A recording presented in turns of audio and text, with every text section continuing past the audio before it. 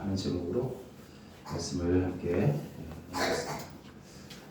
은혜를 받는 길은 참으로 많이 있는데 말씀을 듣다가도 우리가 은혜를 받고 살아가는 동안 이제 하나님께서 행하시는 일들을 보면서 우리가 또 은혜를 받게 되고 찬양할 때, 또 예배 드릴 때 은혜를 받습니다. 그리고 오늘 말씀을 함께 나눌 때에 기도하는 사람이 바로 은혜가 그 사람에게 은혜가 임한다 하는 사실을 우리가 다시 한번 깨닫고 우리가 힘써 또 기도하는 그 삶을 살아가야 하겠습니다.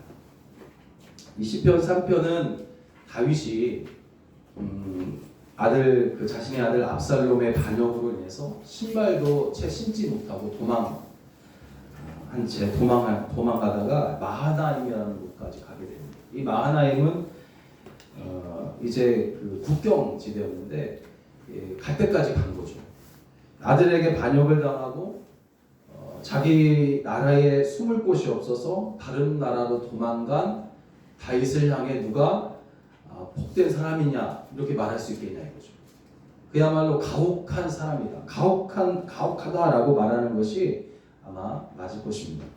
이렇게 시편 3편은 다윗이 기가 막힌 상황 그리고 막다른 골목에 몰렸을 때에 하나님께 드린 기도로 자신의 어떤 억울함에 대해 하소연하는 것이 아주 자연스러운 것임에도 불구하고 그렇게 하지 아니하고 오히려 하나님께서 내게 은혜를 주셨다. 하나님께서 나에게 은혜를 주셨다. 이렇게 노래를 하고 있습니다. 4절을 보니까 내가 나의 목소리로 여호와께 부르짖으니 그의 성산에서 응답하시도다. 또 5절에서 여호와께서 나를 붙드셨다. 그리고 7절을 보니까 주께서 나의 모든 원수의 뺨을 치시고 악인의 이를 꺾으셨다. 이렇게 이제 다윗이 지금 아들 압살롬에 의해 쫓겨나는 거예요. 쫓김을 당하고 막다른 골목에서 불렀던 노래가 오늘 본문의 노래입니다. 고난을 당하고 있는 중에도 하나님의 은혜를 내가 받았습니다 라고 노래할 수 있었던 것은 무슨 이유 때입니까? 라는 생각을 해봅니다. 그것은 바로 예수님이 예전처럼 내게 은혜를 주실 것이고 또 그 은혜면 모든 문제들을 단번에 해결할 수 있다라고 확신하였기 때문에 아마 이런 노래를 부르지 않았을까 하는 생각을 해보게 됩니다. 그러나 여러분 이러하신 하나님의 은혜는 아무나 다 받는 것이 아닙니다. 다윗이 은혜를 받을 수 있었던 것은 그가 하나님을 믿고 간절히 구할 것을 위해서 기도했기 때문에 그가 은혜를 받은 것이지 그냥 가만히 있어서 은혜 받은 것이 아니라는 거죠. 이렇게 하나님은 기도하는 사람이 은혜를 받을 것이다 라고 말씀하세요. 마태복음 21장 22절을 보면 너희가 기도할 때에 무엇이든지 믿고 구하는 그 모든 것은 다 받으리라 라고 말씀하셨어요. 여러분 기도는 불을 켜기 위해서 누르는 스위치와 같다라는 말을 참 많이 하게 되는데 전기가 이미 전선을 통해서 흐르고 있듯이 하나님의 은혜는 누구에게나 그들의 삶 가까이에 있습니다. 그렇지만 스위치를 켜야만 그 흐르는 전기가 비로소 빛이 돼가지고 방을 밝히듯이 주의 이름을 부르면서 기도하는 사람이 바로 은혜를 받게 된다 하는 것입니다. 하나님은 기도하는 사람에게 은혜가 임하도록 하셨습니다. 그러면 기도하는 사람에게 어떤 은혜가 임하는 것일까 하는 것입니다. 어떤 은혜가 기도하는 사람에게 임할까? 오늘 본문의 말씀을 통해서 그것이 무엇인지를 우리에게 알려줍니다. 첫째는 붙들어 주신다는 것입니다. 붙들어 주신다. 주님께서 기도하는 사람을 붙들어 주시는 그런 은혜를 부어 주신다 하는 것입니다. 5절을 보니까 내가 누워 자고 깨었으니 여호와께서 나를 붙드시니로다. 기도하고 있어요. 하나님은 우리가 세상에서 만나는 여러 어려움과 또 힘든 일 때문에 넘어질 것을 아십니다. 누구든 세상의 어려움 가운데서 힘들어할 수 있고 또 넘어질 수 있단 말이에요. 그것을 하나님이 아세요.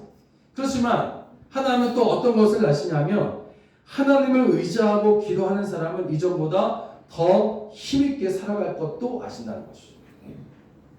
솔로몬은 잠언서 24장 16절에서 대저 의인은 7번 넘어질지라도 다시 일어나려니와 하는 그런 노래를 부르고 있어요.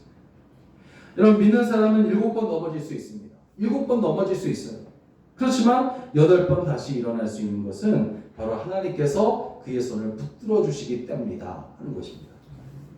시편 37편을 보니까 저는 넘어지나 아주 엎드러지지 아니함은 여호와께서 손으로 붙드심이로다. 할렐루야. 여러분, 그러므로 하나님이 붙드신다는 것이 은혜인 것을 우리가 알게 되었다면 여러분, 그렇게 되기를 위해서 기도하시기를 주의 이름으로 부탁을 드립니다. 주님은 공생의 기간 동안 많은 시간을 할애해서 기도하셨어요. 아침 저녁으로 기도하셨고 때로는 밤을 지새우면서 기도하셨어요. 그리고 잡혀가시던 날 밤에는 땀이 피가 되도록 간절히 기도하십니다. 왜 그렇게 기도로 주님은 승부를 거셨을까? 그것은 부족하거나 모르는 것이 많아서가 아니었습니다. 기도로 하나님이 우리를 붙들고 있다는 사실을 확인할 수가 있기 때문에 주님은 계속해서 기도하십니다. 기도로 승부를 거신 겁니다. 예수님도 십자가 앞에서 두려워하셨잖아요. 두려움 때문에 이 잔을 내게서 옮겨달라고 하시면서 몸을 막 떠시기도 하셨을 것이 분명합니다. 그렇지만 곧 감당할 수 있는 힘을 주님께서 얻으셨는데 바로 하나님이 붙들고 있다라는 것을 기도하심으로 확인하셨기 때문이었어요. 오늘 보면 3절부터 5절까지의 말씀을 보면 어느 때에 하나님께서 우리를 붙드시는지에 대해서 우리를 노래하고 있는데 여호와여 주는 나의 방패시오 나의 영광이시오 나의 머리를 드시는 자니이다. 내가 나의 목소리로 여호와께 부르짖으니 기도했다는 거예요. 내가 나의 목소리로 여호와께 부르짖으니 그 성산에서 응답하시도다. 내가 누워 자고 깨었으니 여호와께서 나를 붙드십니다. 밤새도록 기도한 겁니다. 기도했더니 하나님께서 나를 붙드시고 있다는 사실을 확인할 수가 있었다는 거죠. 내가 나의 목소리로 여호와께 부르짖으니 그제서야 여호와께서 나를 붙드시고 있다는 사실을 내가 알 수 있었나이다. 이렇게 고백하는 거죠. 사무엘상 17장 1절을 보니까 이스라엘 군대를 위협하고 있는 골리앗 장군의 모습을 이제 묘사하고 있는데 어떻게 묘사하고 있냐면 그 창자루는 배틀째 같고 창날은 철 600세겔이며 방패든 자는 앞서 행하더라는 말이 나오는데 골리앗 앞에 골리앗은 골리앗 혼자 나온 것이 아니라 그의 주변에 4명이 방패를 들고 함께 이제 나옵니다. 등자가 있었다는 거죠. 그래서 사방에서 날아오는 화살과 창을 이 방패 든 자 4명이 모두 막아줬어요. 그러니까 아주 이 사람은 거인이기도 했지만 힘도 장사였기도 했지만 4명의 방패 든 자가 주변에서 이렇게 보호해줬기 때문에 정말 이 사람은 천하무적이에요. 그런데 그동안 그런 무수한 무기들을 다 막았어도 소년 다윗이 던지는 물맷돌은 막지 못했다는 거죠. 여러분, 세상의 방패는 날아오는 작은 시험과 비난을 막지 못하고 그것 때문에 낙심하고 좌절하도록 만듭니다. 그것이 바로 세상의 방패예요. 그렇지만 하나님께서 나의 방패가 되셔서 붙들어 주시면 막지 못할 것이 하나도 없게 되는 줄로 믿으시기 바랍니다. 그러면 하나님께서 붙들어 주시면 어떠한 변화가 일어날 것인가 하는 거죠. 하나님께서 나를 붙들어 주시면 내게 어떤 변화가 일어날까? 3절 하반절을 보니까 머리를 드시는 자 이렇게 말하고 있어요.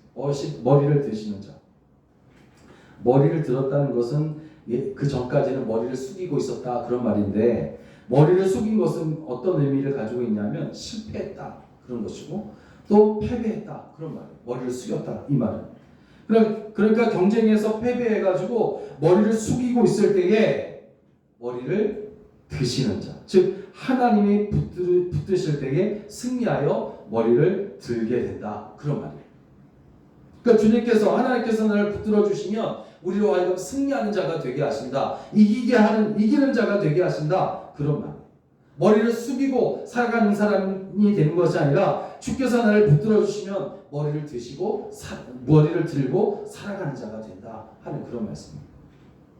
또 어떤 변화가 일어나냐면 주님께서 나를 붙들어 주시면 어떤 변화가 일어나냐면 5절을 보니까 다윗은 자신의 아들이 반역을 했잖아요.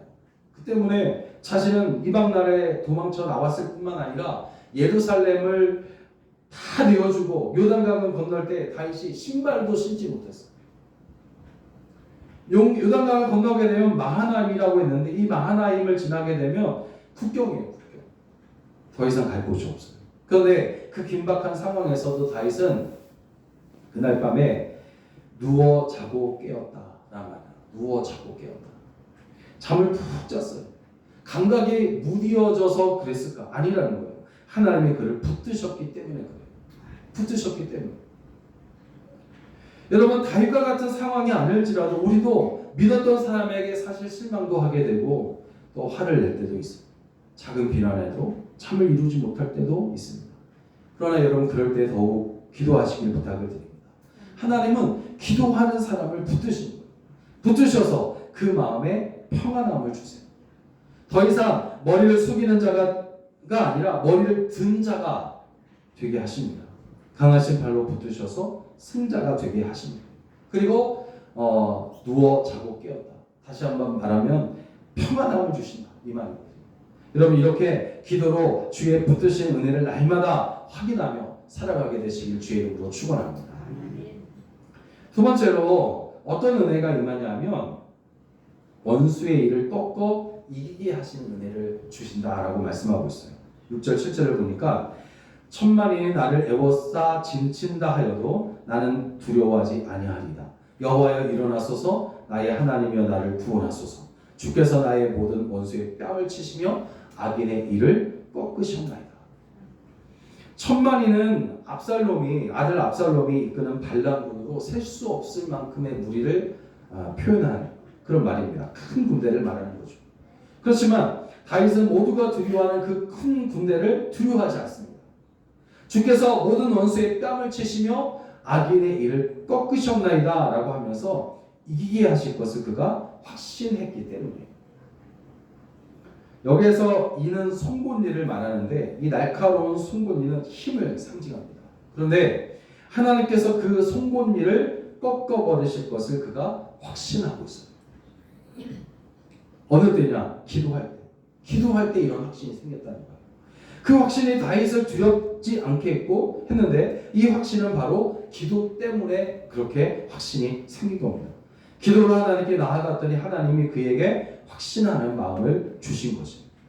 실제로 이제 얼마 지나지 않아서 하나님께서 압살롬 군대의 일을 꺾으셨고 항복하게 하셨습니다. 기도한 대로 하나님께서 원수의 일을 꺾어 놓으십니다. 여러분, 호랑이의 이빨을 꺾어버리게 되면 하룻 강아지가 되는 것처럼 천만인의 군대가 아무리 두렵게 해도 하나님께서 그 기세를 꺾어버리시게 되면 아무것도 아니게 된다는 거죠. 그러면 하나님께서 언제 원수의 일을 꺾으실까? 언제 하나님께서 원수의 일을 꺾으십니까? 바로 우리가 기도할 때인 줄로 믿으시기 바랍니다. 우리에게는 많은 원수들이 있잖아요. 우리의 믿음을 빼앗아가는 마귀가 원수이고, 건강을 빼앗아가는 것이 그 질병이 우리의 원수이고, 또 가난한 것이 원수일 수도 있단 말이에요. 이런 원수는 우리를 넘어뜨리고는 다시 일어서지 못하도록 짓누른단 말이에요. 그러나 방법은 있습니다. 바로 원수의 일을 꺾어버리시는 하나님께 기도하는 것입니다. 전능하신 하나님, 모든 원수의 일을 꺾어버리실 줄로 믿습니다. 저들의 기세를 무력하게 하실 줄로 믿습니다. 그래서 하나님의 자녀인 우리 앞에서 그들이 힘을 쓰지 못하도록 만드실 것을 확신합니다. 기도하는 거죠. 이런 믿고 구하며 간절히 기도하는 우리의 기도는 절대로 없어지지 않습니다. 하나님이 우리의 기도를 들으십니다. 기도한 대로 마귀의 일을 꺾으시고 질병의 송곳니를 꺾으시고 또 가난의 일을 꺾어주십니다. 기도하심으로 여러분 이런 은혜 가운데 살아가게 되시길 주의 이름으로 축원합니다. 또 마지막으로 어떤 은혜를 주시냐면 구원하시는 은혜를 주십니다. 구원하시는 은혜. 본문 8절을 보니까 구원은 여호와께 있사오니 주의 복을 주의 백성에게 내리소서. 다윗이 시편 3편을 작곡해서 부르고 있을 때에는 아까도 계속 말씀드렸지만 아들 압살롬에게 쫓겨서 요단강을 맨발로 건너 마하나임이라는 곳에 도착했을 때에 그때 부른 것이 바로 시편 3편이에요. 기가 막힌 상황이죠. 마하나임만 지나게 되면 곧바로 국경이기 때문에 그것까지 갔다라는 것은 그냥 갈 때까지 간 거예요. 푸석까지 간 겁니다. 몰리게 된 것이에요. 다윗은 이렇게 오도 가도 못하는 곳에 고립되어 있었습니다.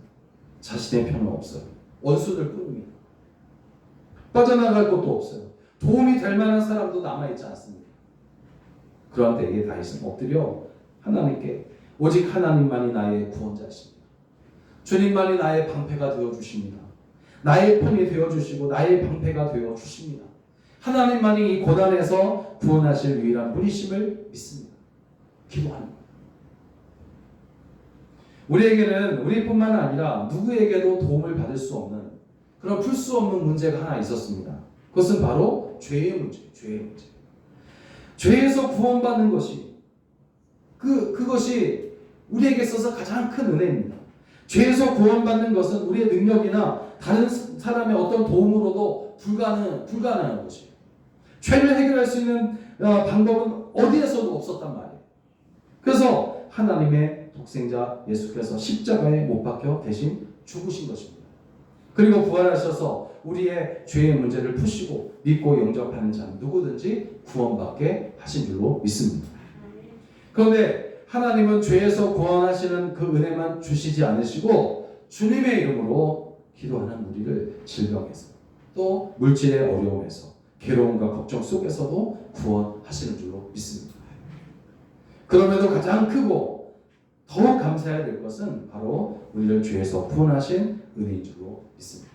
이러하신 죄에서 구원하신 이 놀라우신 은혜를 우리가 날마다 우리 마음 가운데 가지고 그것을 가지고 살아갈 때에 하나님께서 우리의 삶 속에서 살아갈 때 필요한 모든 것들을 채워주십니다. 그러자 너희는 먼저 그의 나라와 그의 의를 구하라. 그리하면 이 모든 것을 너희에게 더하시리라 하고 말씀하셨어요. 그러므로 여러분 나를 죄에서 구원하신 은혜를 마음속에 간직하시고 그 은혜 가운데 살아가게 되시기를 주의 이름으로 축원합니다. 그러면 하나님께서 우리가 이 땅에서 살아갈 때에 필요한 것들을 주님께서 채워주십니다. 이런 은혜가 여러분 삶 가운데 있어지기를 주의 이름으로 축원합니다. 사랑하는 여러분, 하나님은 기도하는 사람을 붙들어 주시고 원수의 송곳니를 꺾으시고 또 기도하는 사람에게 구원의 감격을 더하여 주십니다. 그래서 하나님은 우리가 더욱 기도하는 사람이 되기를 원하십니다. 어떤 사람이 이런 말을 한 적이 있어요. 하나님은 우리보다 크신 분이요 우리의 모든 문제를 아시기에 기도하면 충분히 해결해 주실 것을 잘 알고 있나이다 하면서 이렇게 고백하는 그런 말을 들은 적이 있어요. 이런 고백이 오늘 저와 여러분 가운데 고백이 되기를 원합니다. 그렇지만 하나님의 마음을 안타깝게 하는 사람이 누구겠어요? 그 사람은 알고 있지만 그것을 하지 못하는 사람. 알고는 있는데 그것을 행하지 못하는 사람 얼마나 안타깝습니까? 기도하지 않으면서 하나님을 원망하는 사람 가장 어리석은 사람이에요. 여러분 하나님은 기도로 우리를 붙드시고 있다는 것을 확인하게 하시고 또 이기게 하실 것을 확신하게 하시며 우리를 모든 것에서 구원하시는 분은 하나님밖에 없다라는 사실을 기도로 확증하십니다. 스위치를 켜라고 말씀하세요. 스위치를 켜지 않고 기계가 작동되기를 바라는 사람처럼 또 스위치를 켜지 않고 빛을 방이 환하게 되기를 바라는 사람처럼 기도하지 않고 은혜를 받으며 살아야겠다고 하는 어리석은 사람이 되지 않기를 주의 이름으로 부탁을 드립니다. 기도로 우리를 붙드시고 원수의 송곳니를 꺾으시고 구원하시는 은혜를 받아 여러분 살아가게 되시기를 주의 이름으로 간절히 축원합니다. 기도하겠습니다. 살아계신